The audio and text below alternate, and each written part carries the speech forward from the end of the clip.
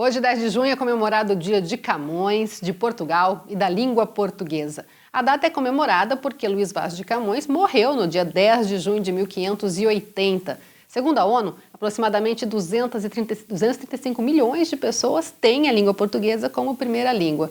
É o quinto idioma mais falado no mundo. Para bater um papo com a gente sobre a importância da língua portuguesa, nós convidamos a coordenadora do curso de língua portuguesa do ensino à distância aqui da Unicesumar, Fabiane Carniel. Tudo bem, Fabiane? Tudo bem, Elaine. Obrigada por me convidar para estar aqui mais uma vez. A gente que agradece. Bom, a gente percebe hoje em dia que a língua portuguesa parece que está cada vez mais massacrada, né? Tanto por conta das mensagens virtuais, de aplicativos, e a gente percebe isso acontecendo muito também até nos próprios trabalhos de alunos universitários, né? Isso. O que a gente precisa considerar é assim, são duas coisas.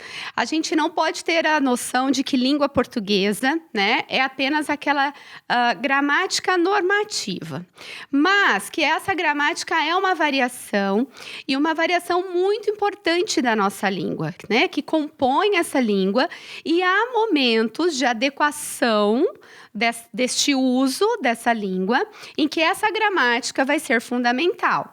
O que a gente tem percebido é que muitas vezes, por conta dessas questões sociais que estão relacionadas com a comunicação, essa variação da gramática normativa tem ficado cada vez mais distante de situações formais de linguagem, como um trabalho acadêmico, por exemplo, né? É uma situação que pede essa formalidade da língua.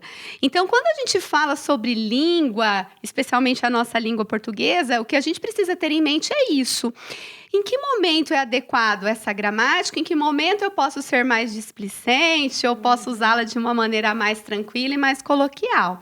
Eu penso que nós precisamos reforçar isso, especialmente dentro do ambiente escolar, né? A importância de pensar a gramática no momento adequado para o uso dela. A gente sabe que a língua portuguesa é uma língua considerada difícil, né?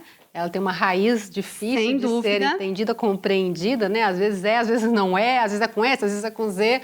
Então, assim, claro que podem ocorrer deslizes, mas o que a gente tem percebido é que cada vez mais as pessoas estão até com dificuldade de colocar o próprio pensamento de uma forma clara e o que pode gerar muitas vezes até um conteúdo diferenciado para quem está tentando entender o que está sendo escrito, né? Isso, esse é o processo mais grave, né? Porque a língua, ela é o nosso principal mecanismo de comunicação.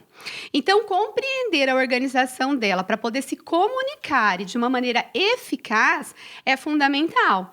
Então, muitas vezes, a gente pode ficar preso demais às regras e não dar conta de poder exprimir um pensamento. Mas há circunstância que a falta dessas regras gramaticais que são importantes, elas também acabam fazendo com que essa ideia não seja expressa, né?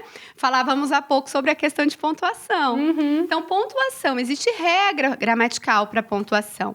Não saber aplicar, não saber usar em determinadas circunstâncias pode causar um problema muito grave no processo de comunicação. E você não consegue transmitir a mensagem que você deseja para o seu interlocutor. Então, são coisas que a gente precisa sempre estar atentos para que a gente faça, né, o uso adequado da nossa língua. Na situação em que eu preciso me comunicar, eu preciso dar conta dessa comunicação de uma maneira eficaz. Aí tem coisa que não tem como tirar, né? Por exemplo, já aconteceu de eu receber uma mensagem e a pessoa não vai responder. Eu falei, mas era uma pergunta, porque não tinha um ponto de interrogação. Perfeito, eu vou contar o episódio. Recentemente eu fiz uma pergunta para o meu filho adolescente, né? Na verdade, eu fiz uma pergunta, eu fiz uma afirmação. E ele me respondeu, é uma pergunta? E eu disse, não, se fosse uma pergunta, teria ponto de interrogação. Ele, você é professora de português. Eu falei, não, eu sou uma usuária da língua. Então, a gente brinca muito sobre isso, porque mãe professora tem, né, pega mais essas situações. Né? Então, assim, as questões de correção direta com ele eu faço, até por conta dessa proximidade, né? Mas professor de português também não corrige todo mundo, pessoal, fica tranquilo. Mas a gente observa, né? E é uma situação grave, porque aí existem, por exemplo, e-mails formais que você precisa trazer uma ideia importante e que, às vezes, há equívoco nesse processo, novamente, por conta desse uso em relação à língua. Acho que uma outra coisa que a gente precisa entender também, né, Elaine, que a língua, ela é algo que faz o indivíduo emancipar-se, porque por meio da língua eu também vou me apropriar de conhecimentos, eu vou fazer diferentes leituras. Então, ela é um processo de identidade das pessoas e de identidade de uma nação.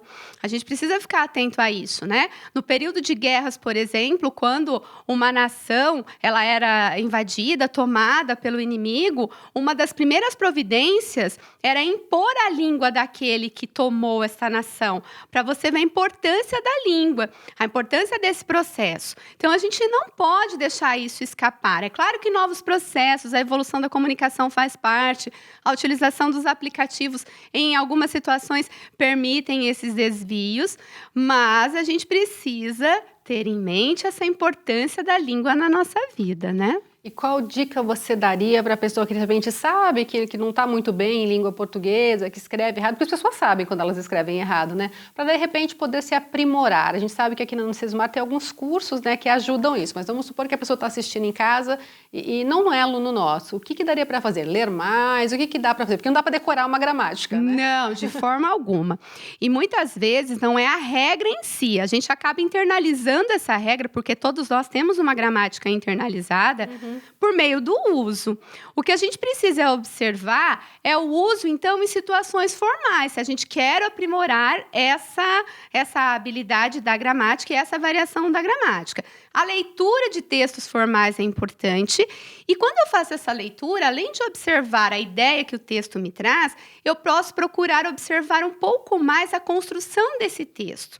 À medida que eu vou observando essa construção, analisando, né, eu também vou internalizando esses processos e isso vai facilitando a aquisição dessas normas.